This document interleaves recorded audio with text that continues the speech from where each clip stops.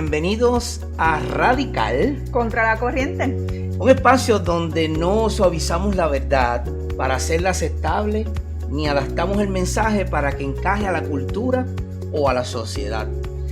En este espacio buscamos que nuestra mente y nuestra vida estén sometidas a la autoridad de la palabra de Dios.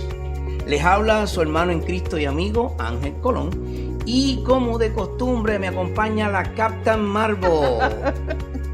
Sorismar Reyes. Es un placer estar con ustedes en otro programa más de Radical Contra la Corriente, y este episodio que vamos a estar hablando hoy bajo el tema central de los pilares de la iglesia es un tema un poco extenso y queremos cubrirlo completo, así que por favor quédese con nosotros hasta el final y sea bendecido con lo que nosotros también hemos sido bendecidos, la palabra de Dios. Sí, es el hombre con el que me llamaste es un poco radical, pero lo que no es radical es ser extremista.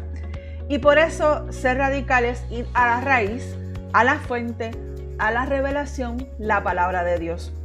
La raíz de la iglesia no es la opinión humana, sino la autoridad revelada por Dios. Así es. En tiempos en que todo se relativiza y cada voz reclama legitimidad, la iglesia está llamada a permanecer firme, incluso cuando eso signifique ir contra la corriente. Fíjate, sobre esto es un llamado que le hacemos a la audiencia. Hacemos un llamado a no ser carnal, sino a vivir bajo la fidelidad espiritual, la fidelidad de la palabra. Y por eso hoy abordamos uno de los pilares de la iglesia más atacados, más malentendidos y más necesarios. Y es el vivir, predicar y enseñar bajo autoridad. Bajo autoridad suena un poco fuerte porque, como vamos a ver en el estudio, ninguno de nosotros queremos someternos a la autoridad. No nos gusta. Ningún tipo de autoridad. No. Entonces, hemos hecho una serie de los pilares de la iglesia. ¿En qué se fundamenta la iglesia del Señor? Sí. Y en este episodio número 2 vamos a estar hablando bajo autoridad.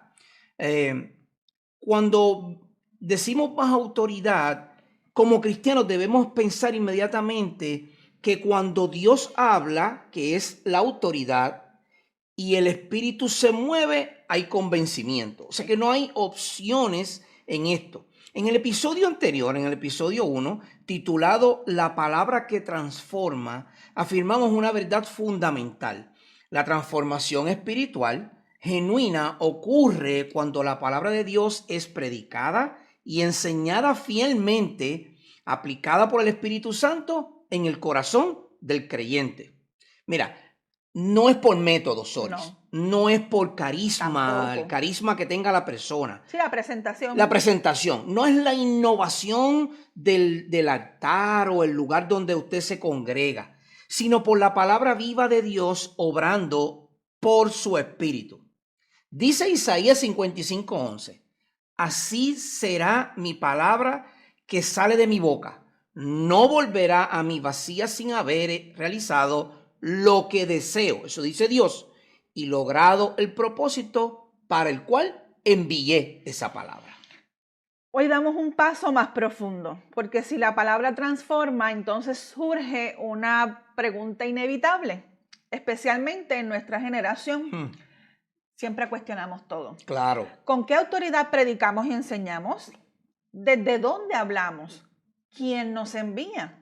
¿Y a quién representamos? Fíjate que, como muy bien dijiste, en esta generación vivimos en una época en la que se desconfía de todo tipo de autoridad. Sí. Nadie confía. Ahora mismo tuvimos un caso reciente en los tribunales de Puerto Rico y muchos de los comentarios que hemos escuchado es que la gente no confía en la justicia. No. Y la justicia es una autoridad. Claro. ¿Verdad que sí? Entonces ya ahí vemos cómo esta generación, todos nosotros, tendemos a desconfiar de la autoridad. Se cuestiona la autoridad de los padres. Cuando un padre regaña, ¿verdad? Que a veces cuestionamos esa autoridad. Se cuestiona la autoridad de los gobiernos. Pero ¿y quién es este para gobernarme a mí? Yo no lo elegí. Así que él no es o ella no es mi gobernadora porque yo no la elegí. Por lo tanto, a mí no me gobierna. Pero tristemente se cuestiona la autoridad de la iglesia y especialmente, no de la iglesia como cuerpo, personas, sino de la escritura. Pero esa misma cultura que rechaza la autoridad, la autoridad bíblica específicamente, Ajá, esa misma cultura vive perdida, tristemente. fragmentada, ansiosa, clamando por identidad, sentido y dirección. Y frente a ese clamor, la iglesia no responde con estrategias humanas ni con mensajes adaptados al gusto del oyente. Eso es muy claro. La iglesia responde con una confesión antigua que es firme y absolutamente contracultural. ¿Qué dice esa afirmación? Dios ha hablado. ¿Dónde encontramos su voz? En su palabra, exactamente. Entonces, eso nos lleva a nuestro primer punto del desglose de esta enseñanza, que de vivir bajo autoridad. Y el primer punto es que la crisis de autoridad está en toda generación. Eso no es de hoy. No, eso eso siempre es de toda generación. Ha existido desde el comienzo. Exacto. La lucha contra la autoridad no es un fenómeno moderno. No lo es. No comenzó con las redes sociales ni con la posmodernidad. La escritura nos muestra que este conflicto es tan antiguo como el corazón humano caído. Muy antiguo. Sí. Esta cuestión de retar la autoridad no es de hoy. No. Es muy antiguo. ¿Qué nos dice Jueces capítulo 21? Sí, en Jueces 21-25, en esa época, en aquellos días no había rey en Israel. Cada uno hacía lo que bien le parecía. ¡Wow! ¡Qué palabra! No queremos escuchar eso, ¿sabes? De hecho, yo no he escuchado ese sermón. Yo creo que de ninguna congregación que yo he estado, No. he visitado o he escuchado No. a nadie predicar. Bueno, tal vez escuché una predicación del pastor Miguel Núñez sobre ese tema específico, ¿verdad? Hablando sobre la ética cristiana. Claro. Que hoy día, de nuevo, no queremos la autoridad y cada cual hace lo que bien le parece. Pero esto viene desde la época de los jueces. Y aún más antiguo, pero aquí habla bien claro y específico que era lo que a la gente le gustaba, hacer lo que bien le parecía. Y fíjate que esa época es antes de los reyes. Claro. Así que estamos hablando de una época bien, bien antigua. Exacto. Este versículo no describe libertad, hermanos. Aquí no hay libertad ninguna. No. Este versículo lo que describe es un caos. ¿Usted sabe lo que es un caos? Es un revolú de cosas. Cada cual hace lo que bien le parece. ¿Usted se imagina vivir en un mundo donde cada cual hace lo que bien le parece? Bueno, pues no vamos tan lejos, estamos ahora mismo en eso. Exacto, ese es el mundo en el que vivimos. Cuando no hay autoridad reconocida, cada persona se convierte en su propia ley. Yo soy la ley. Su propio juez, yo soy el juez. Y su propio Dios, yo soy mi propio Dios. Cuidado con esas herejías. Hay unas iglesias en Texas bien famosas, mega iglesias, que predican que cada uno de nosotros somos un pequeño Dios. Así que tengamos mucho cuidado con el fortachón Stephen Furtick y Joel Austin y todos esos libritos que a usted le gusta leer, porque esos son herejías. Sí. Nos creemos nuestro propio Dios, por eso podemos describirnos como un fenómeno de un mundo relativo. Fíjate, y hablando de eso, yo quisiera hacerte una pregunta. ¿Tú podrías explicarnos, ya que mencioné relativo, tú podrías explicar a la audiencia brevemente lo que significa la relatividad y cómo eso afecta a la teología, la creencia en Dios como la ley absoluta? Sí, desde la cosmovisión bíblica, la relatividad es la negación práctica o explícita de la verdad absoluta revelada por Dios. Exacto. La sustituyen los criterios humanos, culturales o circunstanciales. Mira qué interesante. La relatividad afirma que la verdad depende del individuo, del contexto o de la cultura. Pero eso opone a la escritura. Sí, mientras tanto la escritura responde que la verdad procede de Dios y es absoluta, objetiva, revelada, permanente e inmutable. O sea que lo relativo es cambiante. Siempre va a estar cambiando. Es lo que yo pienso. Exacto. Hoy pienso de una forma, quizá mañana piense de otra. Sin embargo, Dios nos dice que Él es absoluto y su palabra es absoluta. Claro. Esto es un fundamento bíblico para la crisis de autoridad que vive el mundo de hoy en relatividad. Es decir, uno de los aspectos más preocupantes del día de hoy es que el mundo vive en relatividad. Lo que es relativo, es decir, el que hayan matado a otro, eso es relativo. El que una mujer aborte, eso es relativo, porque a mí no me afecta. Exacto. El que le roben un carro a alguien, yo no me meto en eso, eso no es problema mío. Eso es relativo hasta que a usted le roban algo y usted quiere depender de la ley absoluta. ¿Ve? Ahí está el contraste, relativo versus absoluto. Fíjese, hermano, Dios es la fuente de toda verdad, Dios es la autoridad y Dios es absoluto. Números 23:19 nos dice, Dios no es hombre para que mienta, ni hijo de hombre para que se arrepienta. Lo ha dicho él y no lo hará, hermano y amigo. Dios es absoluto, todo lo que él dice lo va a hacer o ya lo ha hecho. Entonces, ahí está la tensión y el contraste, ahí está el contraste entre la relatividad y la humanidad. Y la teología de Dios. Si Dios es inmutable, su verdad y su autoridad no son relativas. Este texto nos muestra una realidad. Dios no cambia. También la palabra de Dios es absoluta y eterna. ¿Qué nos dice el Salmo 119, Sori? Si el Salmo 119, 160, la suma de tu palabra es verdad y eterna cada una de tus justas ordenanzas. Justas ordenanzas y toda la palabra es verdad. La verdad no se redefine con el tiempo ni se relativiza, sino que permanece. El relativismo nace del derecho de la autoridad divina. Cada uno hacía lo que bien le parecía. Fíjate, Jueces vuelve y nos dice, cada uno hacía lo que bien le parecía. Esto no es libertad, sino anarquía moral.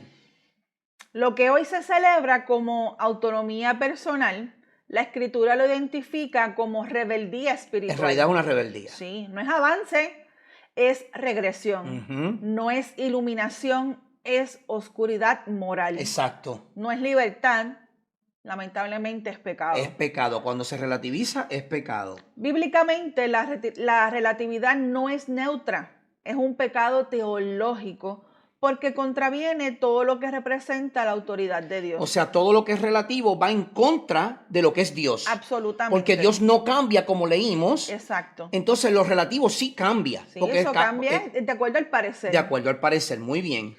Siempre va a haber un rechazo de la revelación, como nos dice Romanos 1:18. Nuestra autonomía moral. O sea, lo que yo creo. Lo que yo creo, que esto aparece en Génesis 3:5. Exaltación del hombre, que mucho nos gusta exaltarnos. A nosotros mismos, el yo. Sí, eso lo menciona Isaías 53:6. Exacto. El relativismo coloca al hombre en el lugar de Dios. Y qué peligroso es eso, porque aún en las congregaciones vemos hermanos que ponen al hombre que está al frente como líder, el pastor, por encima de la misma autoridad de Dios. A veces que estos hombres dicen cosas que no son bíblicas y la congregación la acepta como buena porque ha colocado a ese hombre como la autoridad de Dios. Una sociedad sin autoridad divina no se vuelve neutral, se vuelve violenta, confusa y fragmentada. Hermano, hemos escuchado mucho cómo el haber sacado a Dios de las escuelas han ocurrido las cosas que han ocurrido en las escuelas, ¿verdad que sí? Entonces, eso nos señala que sin Dios en la escuela, las reglas de la escuela son relativas, de acuerdo a lo que el director, los maestros y los padres piensen. Pero cuando Dios está en la escena, entonces hay una regla que es absoluta. Por eso es que la sociedad de hoy vive violenta, confusa y fragmentada, porque vive de manera relativa. Pero esto no se queda en la sociedad. Lo más triste es que cuando la iglesia adopta ese mismo espíritu relativo, pierde su voz profética. Es decir, nadie cree en lo que la palabra de Dios ha dicho porque ahora vive como vive el mundo, relativizado. Mire, la relatividad definida bíblicamente, es la postura que niega o diluye la verdad absoluta y la autoridad de Dios, sustituyéndola por criterios humanos, cambiantes y que conduce inevitablemente a la confusión moral, doctrinal y espiritual. Estamos hablando, hermanos y amigos, de vivir bajo autoridad. Eso es un pilar de la iglesia. Y que son cosas serias. Esto es serio, no estamos hablando de un tema ligero, hermanos, estamos hablando de un tema serio. La fe cristiana, amigo y hermano, no es relativa. El aborto es asesinato, eso no cambia, eso no cambia. Mire, usted puede estar a favor del aborto, está bien, no es problema, yo no voy a discutir eso con usted. Sí, pero cuando están a favor de esa postura, es en ciertos casos. Porque es relativo. Por eso. Porque es relativo. Pero no quitan del medio que es un crimen. Por supuesto, es relativo hasta que, por ejemplo, si yo soy un criminal y te disparo a ti y tú estás embarazada, entonces es un doble asesinato porque te maté a ti y al bebé que está dentro de ti. Mientras tanto, eso es absoluto porque es ley. Ahora, cuando tú decides abortar por tu cuenta, pues entonces eso es relativo porque es tu cuerpo, tus derechos, tú decides. Tú ves el mundo fragmentado y caótico. Esto es de nuevo lo que dicen los jueces. Cada cual desea vivir como quiere. La fe cristiana no es relativa. Es una fe que es revelada, absoluta, inmutable y sometida a la autoridad de Dios. Ese es el tema que estamos hablando. Entonces nos viene una segunda pregunta, una segunda postura. Y es, ¿cuál es la pregunta real detrás del rechazo de la autoridad? El mundo rechaza la autoridad, ya lo sabemos, ya lo hemos dicho. Pero, ¿por qué?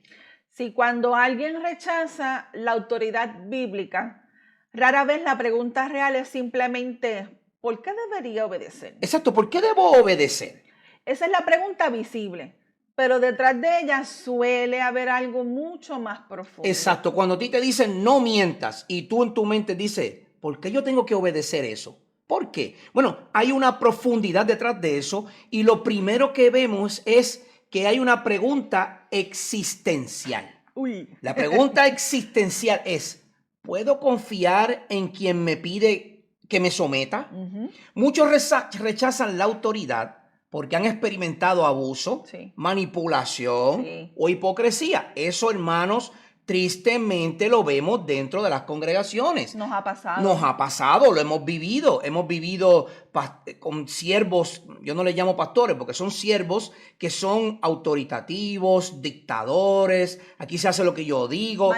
Manipulativos. Ellos te manipulan con palabras rebuscadas, con grados y títulos. Tú piensas que ellos son la autoridad. Entonces, nosotros llegamos a otro lugar, un ejemplo, y entonces ahora tenemos miedo de aceptar la autoridad porque ya hemos sido manipulados o abusados. Entonces el cuestionamiento no es puramente intelectual, es relacional, existencial. Pero, hermano, bíblicamente, el problema final no es la experiencia humana, es la percepción de Dios, cómo tú percibes a Dios. Entonces, en el fondo, la pregunta real ¿es Dios realmente bueno? Ese fue el primer cuestionamiento de Génesis 3, desde el principio. ¿Sí? Génesis 3, junto antes de la caída, vemos que la serpiente le dice a Eva, ¿con que Dios les ha dicho? Eso es una pregunta. Claro. ¿Realmente Dios es bueno? ¿Podemos confiar en Él?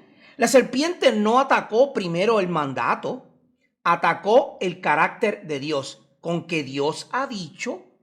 El rechazo a la autoridad comienza cuando se sospecha que no es buena. Inmediatamente Eva rechazó la autoridad porque ya la serpiente le dijo, ¿será verdaderamente bueno Dios? Ahí entonces vamos a la pregunta moral. Ahí entra de lo existencial a la moral. A lo moral. Ok. ¿Quién tiene derecho a definir lo bueno y lo malo? Esa pregunta la escuchamos mucho. Sí. Ok, pues entonces si tú dices que la Biblia dice, pues ¿quién tiene derecho a decir si es bueno o es malo? El corazón humano caído desea autonomía. No quiere rendir cuentas. Exacto. Romanos 1, 21 al 22 dice así. pues aunque conocían a Dios, no lo honraron como a Dios, Eso es cierto. sino que se hicieron vanos en sus razonamientos. Ujú. El rechazo a la autoridad no es ignorancia, es supresión. En el fondo, la pregunta es, ¿por qué no puedo yo decidir lo que es verdad? Exacto, relativo nuevamente. Sí, y créame, muchos de nosotros en nuestro pasado lo hemos cuestionado. Claro, claro. Y esto revela el conflicto central, mi gente. No es falta de evidencia, sino resistencia al señorío. Exacto, entonces eso es una cuestión moral. Claro. Pero esa cuestión moral entonces nos lleva a una pregunta de identidad.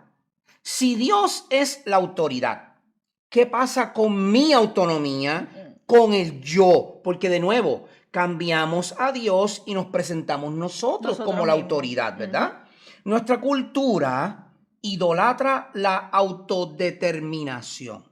Vimos esto este fin de semana. No lo mencioné. Ni lo voy a mencionar, No lo pero lo mencioné. vimos en este evento deportivo donde este cantante, bueno, usted sabe lo que sucedió.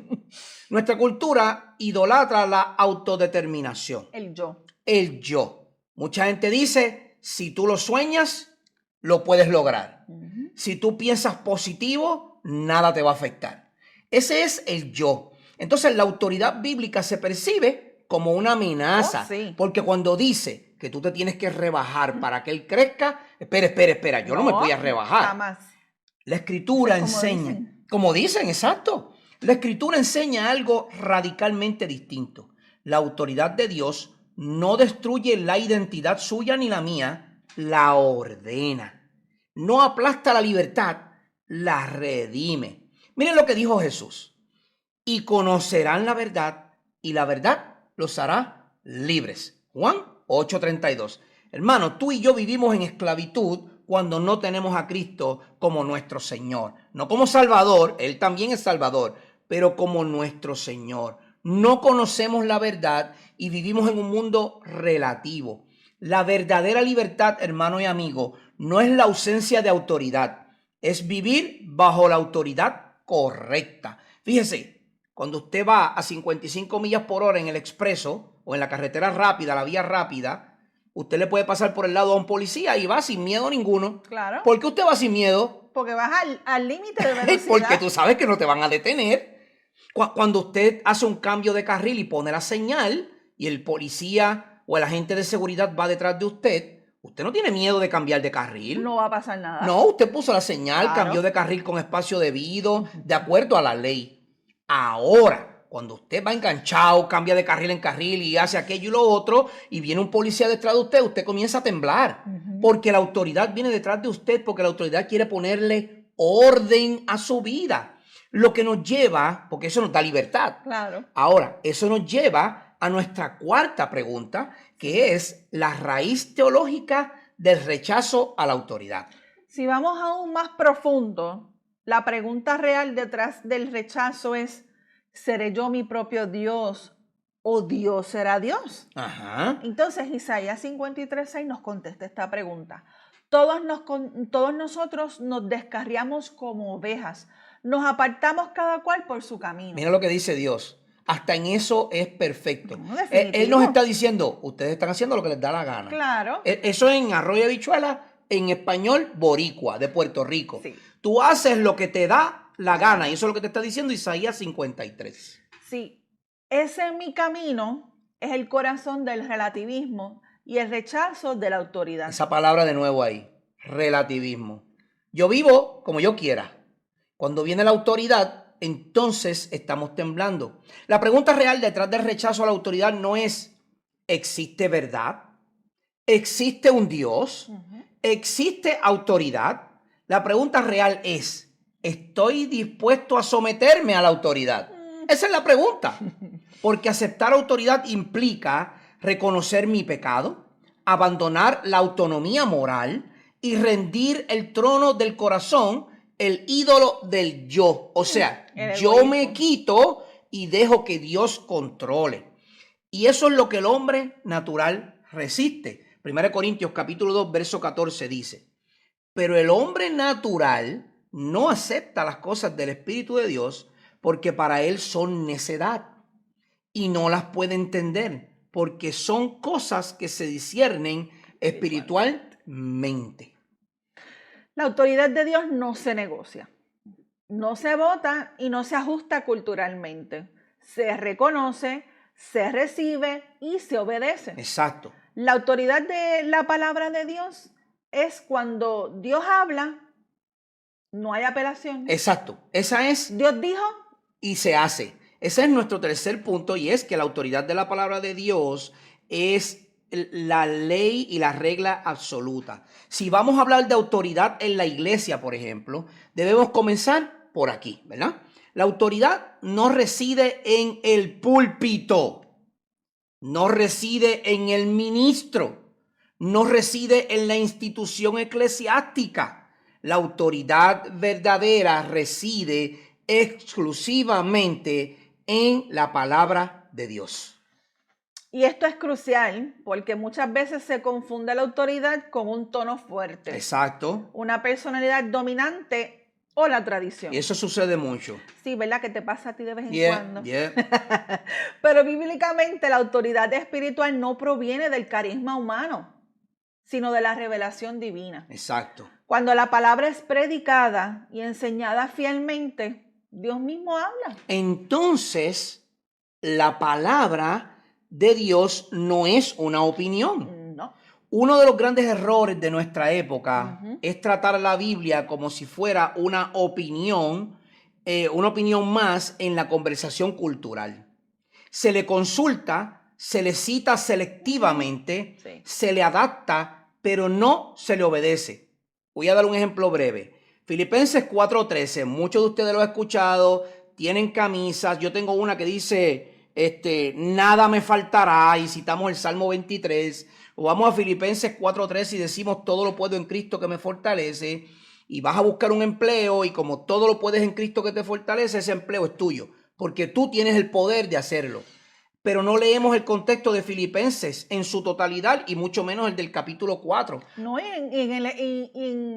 en el lugar donde estaba Pablo estaba preso, Pablo estaba encadenado, Pablo estaba sufriendo, y en Filipenses 4 él narra algunas de sus peores condiciones de vida. ¿Y lo que le pasó? Y las cosas que le sucedieron, y al final, Exacto. Después él puede decir, todo lo he podido en Cristo que me ha fortalecido en medio de todas mis dificultades. No es que todo yo lo voy a lograr en Cristo. Si eso no es un cliché motivacional. O un amuleto. Exacto. O un amuleto. No, la palabra de Dios no se adapta a nuestra vida como un amuleto. No. Nosotros la obedecemos tal y como está escrita. Sí, pero la escritura no se presenta a sí misma como una sugerencia, sino como una declaración soberana. No viene a ser evaluada por el hombre, viene a evaluar al hombre. Exactamente. Entonces, eso nos lleva a la lectura bíblica como centro de nuestra vida, de la congregación y de la iglesia. Y esta lectura bíblica como autoridad de Dios es central y pilar en la iglesia. Escuchemos cómo el apóstol Pablo describe la respuesta correcta ante la palabra predicada y enseñada fielmente. A la iglesia de Tesalónica, en la primera carta, en el capítulo 2, verso 13, dice: por esto también nosotros sin cesar damos gracias a Dios de que cuando recibieron la palabra de Dios que oyeron de nosotros, la aceptaron no como palabra de hombres, sino como lo que realmente es palabra de Dios, la cual actúa en ustedes los creyentes. Entonces, eso nos lleva a preguntarnos, ¿qué hace autoritativa la palabra de Dios? Este texto nos muestra algo fundamental. La autoridad de la palabra no depende de quién la dice, sino de quién la originó. La palabra es autoritativa porque procede de Dios, revela la voluntad de Dios y comunica el carácter de Dios. Fíjate que cuando Pablo predicaba y enseñaba a los tesalonicenses, ellos no dijeron: qué bueno, es Pablo hablando, fíjate, es tremendo predicador, es excelente en la oratoria, wow, como pronuncia las eses y como pronuncia Jehová, bien pronunciado, bien bonito. Los tesalonicenses no dijeron eso, ellos no dijeron, wow, tiene una oratoria del griego, el hombre habla un griego espectacular, o dijeron, fíjate, Pablo tiene una carisma, porque Pablo usualmente hablaba tajante. Eso carismático no era. No. Era tajante. Caía pesado. Leamos la carta a la Primera de Corintios y usted va a ver qué tan tajante es Pablo cuando le habla a la iglesia. Pablo, cuando le habla a los tesalónicos, ellos dijeron, esto es palabra de Dios. Ahí está la diferencia entre una iglesia saludable y una iglesia superficial. Cuando la iglesia reconoce a Dios y su autoridad transmitido por medio de su palabra, eso es una iglesia saludable. La palabra actúa, no solo informa. Exactamente. Observamos algo más. Pablo dice que esta palabra actúa en los creyentes. La autoridad bíblica no es meramente informativa, es transformadora. Definitivo. No solo instruye la mente, también confronta el corazón. Exactamente. Cuando la palabra, amigo y hermano, es predicada y enseñada bajo la autoridad de Dios, fíjese que hemos ido desplazando la autoridad del hombre para ir mostrándoles que la palabra sola por sí, ella tiene autoridad solo en Dios, no en el hombre que la predica, en Dios. Esa palabra convence de pecado, corrige el error, ordena los afectos y somete a la voluntad del hombre a la voluntad de Dios. Nos abre el entendimiento. Totalmente. Por eso esta palabra no necesita adornos humanos. No. Su poder proviene de su origen divino y ese origen divino es Dios. No el hombre, no el púlpito, no la carisma, no los inventos, no las innovaciones, no las luces, no la música, no. Dios. De ahí proviene esa palabra. Entonces nos lleva a pensar cómo distinguimos esa palabra de Dios versus la palabra de los hombres. Sí, vamos aquí a tener una línea que no se puede cruzar sin consecuencias. Exactamente. La diferencia entre la palabra de Dios y la palabra de los hombres. ¿Qué dice la palabra de los hombres? Halaga, se adapta, busca aprobación y cambia con la cultura. Por ejemplo, Dios te ama tal como tú eres. Es un ejemplo muy claro y lo hemos escuchado en muchísimos púlpitos. Hombres detrás del púlpito, Dios te ama tal como tú eres. Si Dios te amara tal como tú eres, Dios amaría el pecado que está en ti. Exacto. No puede ser posible. No puede ser posible. No. Y mientras la palabra de Dios, ¿qué nos hace? Nos confronta, permanece fiel, demanda arrepentimiento y jamás cambia. Nunca cambia. No. Yo lo leímos ahorita. Exacto. Lo que yo digo, eso haré. No hay opciones. Una iglesia que pierde esta distinción pierde su autoridad espiritual. Puede ganar audiencia. Usted puede tener 200 miembros en su iglesia, 500 o 1000, pero pierde la voz profética. No puede hablar de Cristo porque usted no vive como Cristo. Tan simple como eso. Entonces, eso nos lleva a ver que la iglesia no crea la autoridad, la reconoce. Es importante aclarar esto. La iglesia no otorga autoridad a la Biblia. La Biblia tiene autoridad porque es la palabra de Dios. Exacto. La iglesia no es un árbitro, No. La iglesia no es un árbitro de la verdad, es sierva de la verdad. Es decir, yo no me voy a parar entre dos hermanos a ser el árbitro de cuál es la verdad. Por favor. No. Yo les voy a decir cuál es la verdad. A través de la Biblia. ¿Por qué? Porque Dios la está hablando a través de su palabra. Predicar y enseñar bajo autoridad no es decir lo que pensamos, sino declarar lo que Dios ya ha dicho. Y esto nos lleva a la centralidad de esa palabra, que es Jesucristo. Sí, Cristo y su palabra. Aquí todo se vuelve cristocéntrico, porque el propósito de Dios desde el principio fue revelar a Cristo. Revelar a su Hijo. A su Hijo. Ese es el plan. Claro.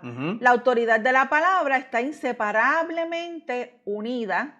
Qué contradicción, ¿verdad? Inseparablemente y unida. Exacto, unida a Cristo. Cristo no contradice la Escritura, Cristo la encarna. Hermano Ángel, ¿dónde veo eso? Gracias, ¿qué pregunta?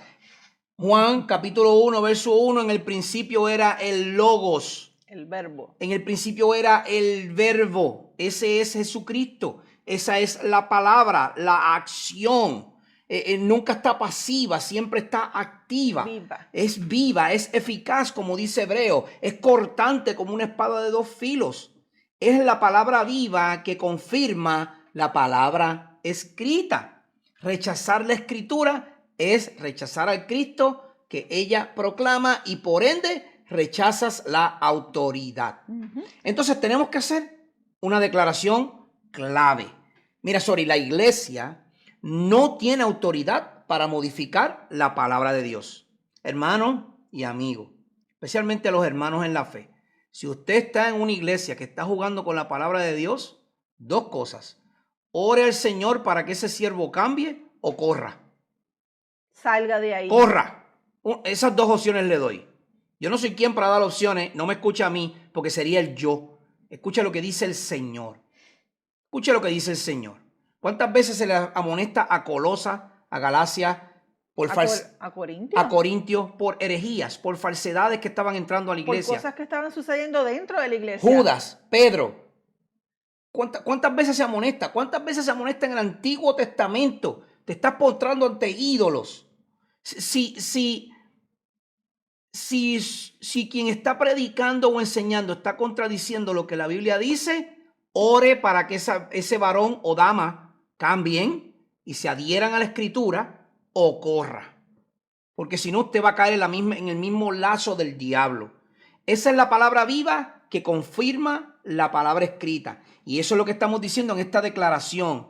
Tiene el deber de predicarla a ese siervo y enseñarla fielmente.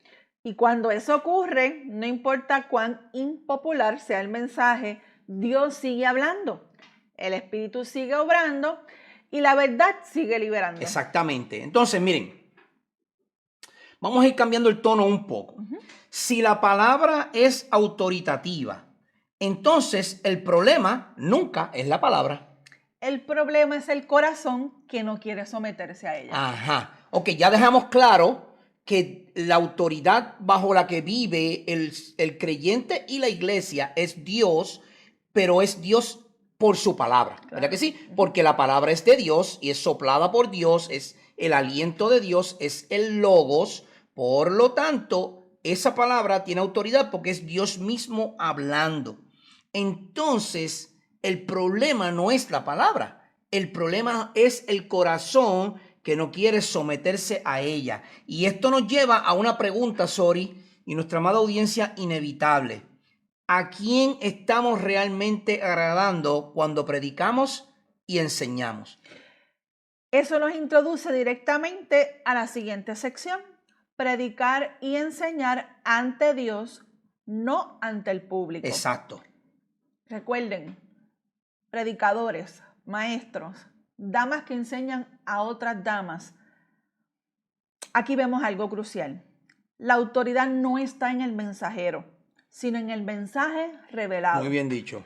Este mensaje no es relativo, pasajero ni cambiante. No se ajusta al mundo ni al mood de cada persona. Exacto, no es como tú te sientas que el mensaje va a ser. No, de eso no se trata. Cuando la palabra es predicada y enseñada fielmente, Dios mismo actúa. Ahí está la autoridad bajo la que vive la iglesia.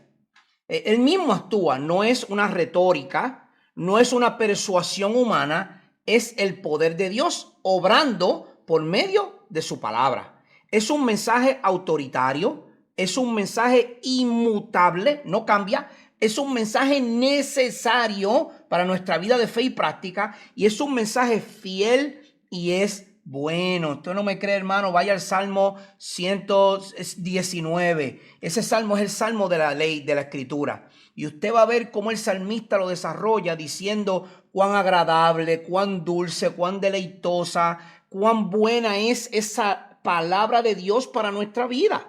Entonces, el predicar y enseñar ante Dios no es lo mismo que hablar ante un público. No. Tú no estás hablando al público, tú estás hablando ante Dios. Uno de los mayores peligros de los ministerios de hoy es olvidar quién es la verdadera audiencia. Yo voy a hacer una pregunta. Cuando usted está frente a la audiencia o cuando usted está discipulando, ¿a quién usted le está hablando? ¿Al que está frente a usted? Eso tenemos que evaluarlo seriamente.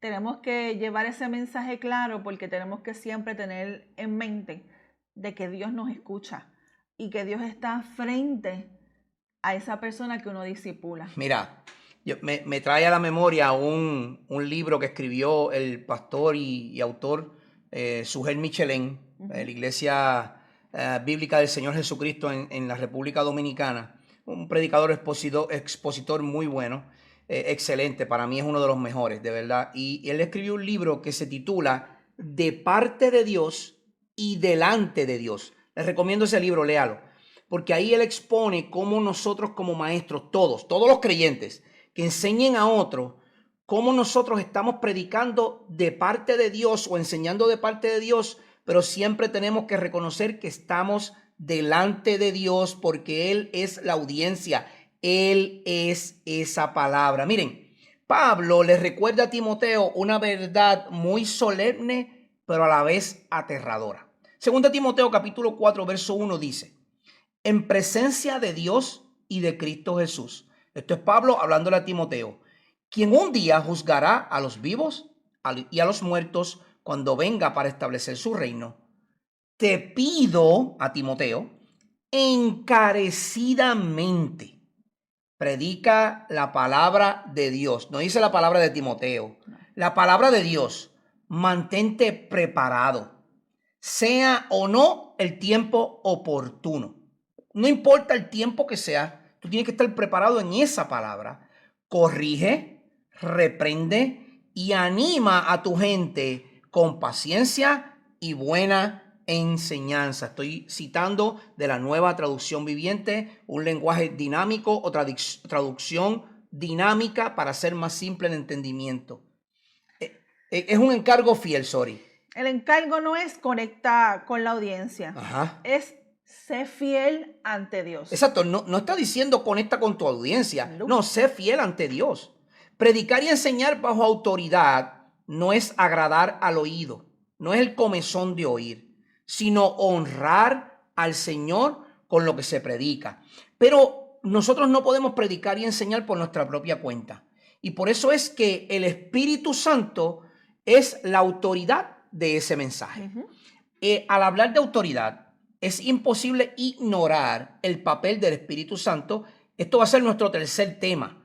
Vamos a hablar sobre la guía del Espíritu Santo, pero vamos a hablar un poco ahora de lo que esto implica. Es imposible ignorar el papel del Espíritu Santo cuando se habla de autoridad, porque recuerde que el Espíritu Santo es la tercera persona de la Trinidad. El Espíritu Santo es Dios. Porque en muchos círculos contemporáneos, hermanos y amigos, se ha creado una falsa dicotomía o dualidad. O dependemos de la palabra escrita o dependemos del Espíritu. Y usted va a ver esto mucho en iglesias carismáticas, donde el Espíritu, esto fue un culto donde el Espíritu se movió. Ven Espíritu, mueve, ven Espíritu, paséate, ven paloma, pósate sobre mí, ven Espíritu, camina por aquí, ven Espíritu, túmbanos al piso, ven Espíritu. Todo es espíritu y nunca se lee o se centraliza la palabra de Dios. Eso es una división artificial. La palabra de Dios no va separada del Espíritu Santo que la reveló. El Espíritu Santo no compite con la Escritura. El Espíritu es el autor de la Escritura. Exacto. Por tanto, jamás actuará en contradicción con lo que Dios mismo inspiró. Mira, el Espíritu inspiró la palabra. Él la sopló, se llama neuma. Neuma viene de respiro, de aire, de aliento, soplido. Es cuando sopla. La autoridad del mensaje comienza en esa inspiración. Segunda de Pedro 1 es un pasaje clásico. Dice de esta manera: pero ante todo sepan esto, que ninguna profecía de la Escritura es asunto de interpretación personal, pues ninguna profecía fue dada jamás por un acto de voluntad humana, sino que hombres inspirados por el Espíritu Santo hablaron de parte de Dios. Nada más, ahí está claritito. La Escritura no nació de la creatividad religiosa, fue inspirada, literalmente soplada por el Espíritu Santo. Por eso, cuando predicamos y enseñamos fielmente la Escritura, no estamos transmitiendo tradición humana, sino revelación divina. Exactamente, es por eso que el Espíritu no da autoridad a nuestras ideas, hermanos. No se crea que usted es el mejor predicador del mundo porque son sus ideas. Es la palabra revelada. Entonces aquí es donde debemos ser muy, muy claros, especialmente en este tiempo en el que vivimos. El Espíritu Santo no otorga autoridad a nuestras impresiones, instituciones o emociones. Aquí es donde debemos ser muy claros. El Espíritu no respalda ocurrencias, no valida caprichos, no confirma la imaginación religiosa. El Espíritu confirma la palabra que Él mismo inspiró. El Espíritu no va a hablar más nada que no sea lo que ya Él habló. Y ya fue establecido. Y ya fue establecido. No hay inventos nuevos ni nada por el estilo. Ya Dios habló y Él va actuando y cumpliendo sus promesas como a Él le parezca. ¿Sabes? Aquí el cuadro no somos nosotros, no somos los protagonistas. No somos la autoridad. El protagonista y la autoridad es Dios. Es Dios, exacto. Entonces, eso va atado a Jesús y la autoridad del mensaje. Mire, Lucas 10:16 dice lo siguiente. El que a ustedes oye, hablándole a los discípulos, a mí me oye. Y el que a ustedes rechaza, a mí rechaza. Y el que me rechaza, rechaza al que me envió. La Trinidad está ahí. Completita. El Padre lo envió, Él les está hablando a los discípulos y el Espíritu es el que está guiando a estos hombres porque luego va a venir un consolador que es el que hoy día guía la palabra que nosotros predicamos o enseñamos. Esto es profundo. Cuando la palabra es predicada y enseñada fielmente, el oyente no está simplemente interactuando con un mensajero humano. Exacto. Está respondiendo a Cristo mismo. El Cristo es la centralidad de esa neuma, de esa inspiración que el Espíritu Santo dio. Entonces el Espíritu convence. Él es el que convence, no es el orador. No soy yo, hermano. No soy yo, no es Sori, no somos nosotros. No. Hay algo que libera profundamente al que predica y enseña bajo autoridad. No somos responsables de generar conversión. No. Somos responsables de fidelidad. Es decir, yo estoy tranquilo porque yo sé que lo que yo estoy enseñándole a ustedes es lo que Dios ha dicho. Sí. No son inventos míos, porque si fueran inventos míos, yo estuviera desesperado cómo lo voy a decir. No, esto no es un invento mío, es lo que ya Dios ha dicho. Y por lo tanto, Sori, ¿qué Jesús dijo en Juan 16? Sí, en Juan 16:8, y cuando Él venga, convencerá al mundo de pecado, de justicia y de juicio. Así que el Espíritu Santo, por medio de la palabra inspirada, como nos dijo Pedro, Él es el que vino y viene y convence al mundo de pecado, de justicia y de juicio. Así que cuando yo le digo que usted está pecando, no se lo estoy diciendo yo, lo está diciendo el Señor. Si yo estoy diciendo que ser homosexual es pecado, no lo estoy diciendo yo, lo ha dicho Dios. Yo simplemente estoy declarando lo que ya Dios ha dicho. La palabra no es mía, es del Señor. La convicción no es obra del talento humano, es obra del Espíritu Santo. Por eso es que la palabra y el Espíritu van de la mano. Sí. Hay una unidad que es inseparable. En algunos contextos se ha exaltado tanto la experiencia espiritual que la Escritura ha sido relegada a un segundo plano. Entonces, por eso es que estamos volviendo hoy al pueblo del libro. Sí. El pueblo que lee la Escritura. Pero bíblicamente el Espíritu obra mediante la palabra. No son separables, están unidos. Eso lo vemos en la armadura del cristiano que está en Efesios. En Efesios capítulo 6. Si el verso 17 llama a la Escritura la espada del Espíritu, que es la palabra de Dios. No dice espada del predicador, no dice espada de la emoción, es la espada del Espíritu. Entonces, es un horror o un error oponer al Espíritu y a la doctrina. A veces escuchamos frases como menos letra, más espíritu. Yo escuché eso, ¿sabe? Yo lo he escuchado en varias ocasiones. Menos letra, no hace falta tanto estudio, no tienes que prepararte tanto. Menos letra y sé más espiritual, camina por fe, esto, aquello, lo otro. Pero es que no se separan. No. La palabra y el espíritu, la letra y el espíritu no se separan. Eso es teológicamente incoherente. El espíritu no se opone a la sana doctrina, la produce. No se opone a la verdad revelada, la ilumina. No busques experiencias desligadas de la Escritura.